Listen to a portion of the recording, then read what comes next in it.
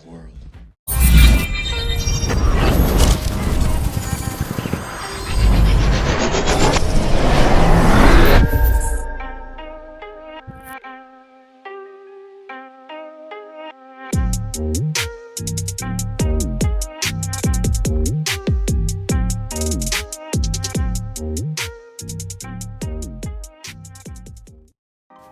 What's good, everyone? This is DJ's Djrawuncuttruth, giving you the raw content that you deservedly need. And today's video is about LeBron James and the Los Angeles Lakers. Now, this was just confirmed by Brian Windhorst, the guy that's been following LeBron James ever since his high school career. That guy, the big fat white guy, yeah, him. He just confirmed that about a month or a month and a half, LeBron James will be out that time. That's going to be very tough for the Lakers. The Lakers are the number 2 seed right now. And if they have a losing streak, especially this week, they can drop out of the top 6. That's not good. Since the NBA implemented the playing game, and the Western Conference is so tough, the playing game in the Western Conference is very difficult than in the East. There's a lot of teams who are outside of the top 10, top 8, that is, who are playoff teams. But since they're in the Western Conference, it's tough sailing. You don't want to be the 7th and 8th seed with this new system.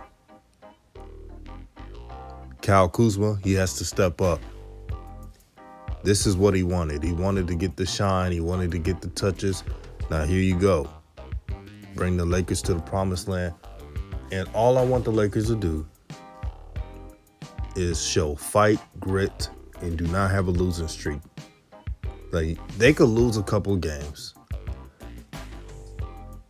but if they are winning enough, especially this week, then they'll be fine. Just don't want them to have a season where LeBron and AD's not playing and they're losing 10 straight. That's a nightmare. That's something I'm worried about. Now, the Lakers last night lost to the Suns. We all do that. The Suns took advantage of it. They're trying to move up in playoff seeding, and the Lakers are in the way. When I saw LeBron James on the sideline grimacing in pain from the high ankle sprain, I knew then that, man, this is going to take a while. Now, I was surprised, and I wasn't surprised, that Brian Windhorst pointed out that LeBron James will be out for a month or so. High ankle sprains are tough to deal with. And for those who ever had them, it takes a while to come back. But I'm not surprised. LeBron James is a fast healer. He has good genetics. He's going to do the proper precautions to come back. And when he comes back, he may not even be 100%, but he'll be good to go. That's all that matters. The elephant in the room that no one wants to talk about is Anthony Davis. Anthony Davis, I don't know what's wrong with the brother, but it's going to be a while for him. And even if he comes back, he won't be like himself. Really, those type of injuries, especially the one that he has, they'll be out for the season. But I'm sure that AD's trying to rush back to get on the court with his teammates, trying to win a championship again. I truly believe in things happen for a reason, and maybe this is a sign for everyone on the Lakers roster to do their part and not depend on AD and LeBron to fix all their problems. They have to get over that hump, even though they won the championship in the bubble. This season is a new ball game now. Fans are coming back, and trust me, when the finals or the playoffs in general, When that starts, more fans will show up. They're going to clear regulations. They're going to have more attendance. The NBA is trying to make that money back. Don't be fooled. They're trying to make that money back. So how are you going to play when the pressure intensifies? It's been a while. This pandemic has been going on for a long time this year. Who's going to buckle up in pressure and who's going to show up? We'll see who the dogs are. We'll see who has that Laker grit, who wants to be a Laker. Now, Kyle Kuzma has always talked about the Mamba mentality and all that, but it's not just offense, defense as well. I want to see a junkyard dog mentality as well. I want to see people diving for loose basketballs. I want to see people out here blocking shots. I want to see Lakers just out rebounding motherfuckers. I want to see the Lakers establishing dominance. They may not win every game without LeBron and AD, but at least they put that message out there to the opposing teams that they're not a team to be played with.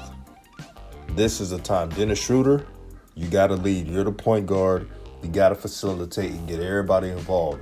Plus, you got to guard the opposing team's best player. Without LeBron's defense, IQ, and direction, I want to see if the Lakers are going to grow up. Or if the Lakers are going to revert back to the pre-LeBron days where you got a young team that with no direction and a lapdog coach. We'll see what happens. But I'm actually interested to see the chemistry of this team. Montrezl Harrell, he got to step up as well. Now, he's been doing well ever since he had that mental thing going on. He was tweeting some weird stuff. So much so, I was thinking, is Montrezl all right? Is he good mentally? Is something personal happen? Everybody was worried. But he's good now. And the second unit. This is how the Lakers can put some wins on the win column, even without LeBron. If the second unit can just increase their point production plus 15%, I think that'll do 15 to 20% increase in scoring. That provides balance to the Lakers roster. So if they do those things, I think the Lakers will be fine. The team, what they got to realize is they don't have to be juggernauts. They just got to not lose they can't go below the 6th seed. Because if they do that, they got to play a playing game, and that's a bunch of games and a bunch of wear and tear. And you know LeBron doesn't want to do that when he comes back. So hopefully they get that rectified. This is DJ's Raw Uncut Truth, giving you the raw content that you deservedly need. Peace and blessings to everybody. Hope you have a positive day for those who are listening. Enjoy your day. Enjoy your friends, family, people you're close with, and stay blessed. Share the content. New Media Nation United. I'm out.